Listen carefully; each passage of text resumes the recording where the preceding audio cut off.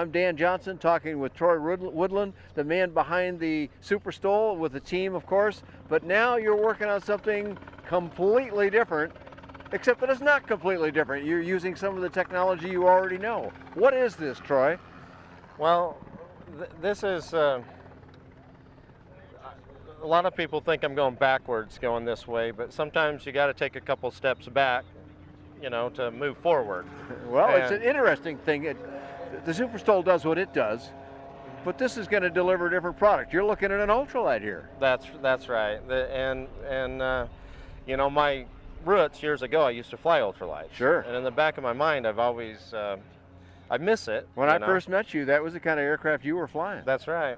And now I'm flying a 180 horsepower Titan, and I got 500 hours on it last year. And is that right? And Goodness gracious. I started adding up the fuel bill and everything else, and it was like, wow, what are we doing? And a lot of it was just out goofing off, having fun. Which is what you're supposed to do with these airplanes. That's right. But it costs some money. It does. So this is going to be more economical to have that same amount of fun, or not the same fun, but a kind of fun like that? Yeah, well, in a lot of cases, it's actually a lot more fun, because flying Part 103, the things that you can do without getting politics involved. Amen. That's always a good thing. It makes it fun. Yeah, no pilot's license needed, no registration needed, no medical, never needed a medical. You can build them ready to fly. Is that going to be a long-term goal for you? We will. We'll build them ready to fly. I prefer the kitting. Yeah, well, you guys got kitting down, so yeah. I'm sure you can do that competently. But if I said, I don't want a kit, can I just buy one? Absolutely. Cool. And we probably can produce one pretty fast because there's not a lot to it. And I'm trying to keep it that way. Well, I was looking at it here, and you said, well, if you look at this fuselage that I'm seeing here, while it doesn't look like a Super Stol to me, it's got Super Stol heritage. Is that right? Yeah, Super Stol, Highlander. Basically, all I did was I just took a Super Stol or a Highlander airframe, and I just narrowed it 12 inches. And there was a lot of talk whether we would go with a chromoly tail section or a boom tube. Ah, okay. And because this is clearly a boom tube back here. It is. So, and why did you do that? I did it because I wanted it to look like an ultralight, and that was it. And it is a little bit easier to manufacture. It's less expensive. But mainly I just wanted it to look like an ultralight, like a traditional ultralight like we've seen for the last 40 years. And I've been wanting to build one for years.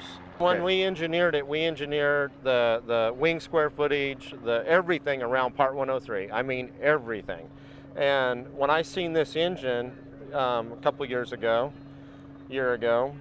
I looked at that and I said, you know what, that's my opportunity. Why did you look at that and think that could work for what I've got in mind?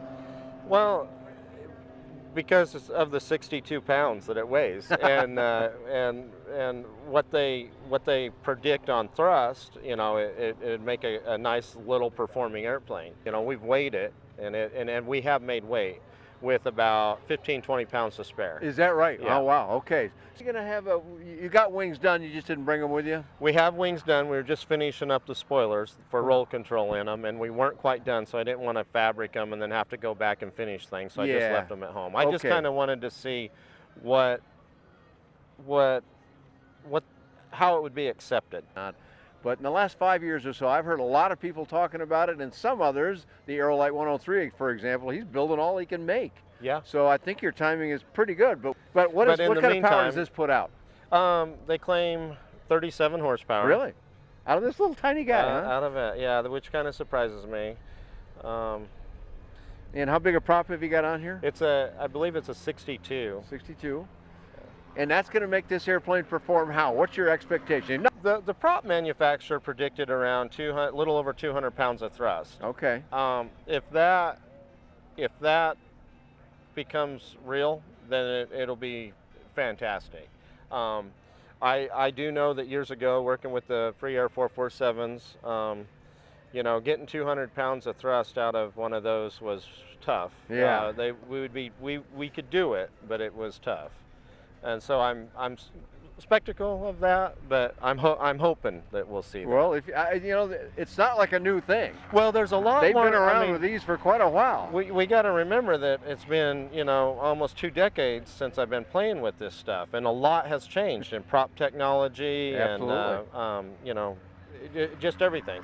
And there again, that's another reason why we're, you know, it's a lot easier to build a Part 103 airplane today than it was years ago, just because Absolutely. of the materials we have. And because of things like SolidWorks and whatnot that didn't exist back then, you had to put parts together and sort of figure it out as you go. Yeah, that's right. And now you can now design ahead the whole of time. thing's modeled, and the weight is right there on the computer, and so, you know. So let's talk about that control system that you mentioned.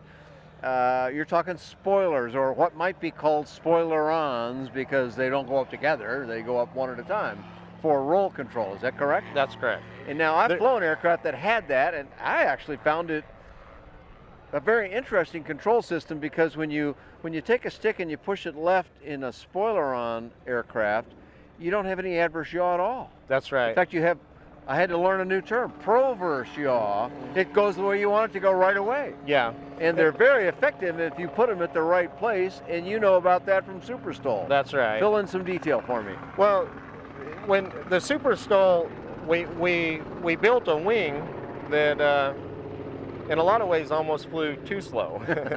And in calm conditions, it was fantastic. And when you get an airplane at a high angle of attack like that, you're basically controlling it with the rudder.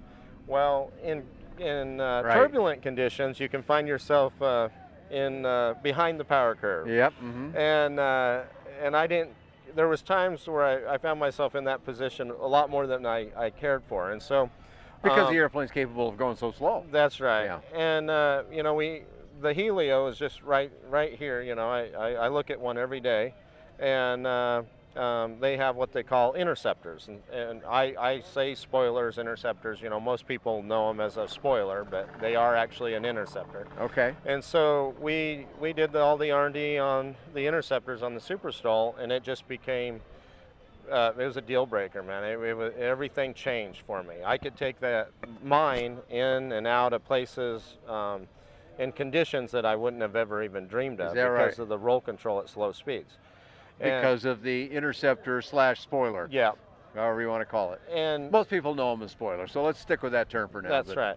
Okay, so you're going to have that on this, but you haven't flown it yet, so you're allowing that maybe you won't do that because of the feel to the pilot? Yeah, with just interceptors,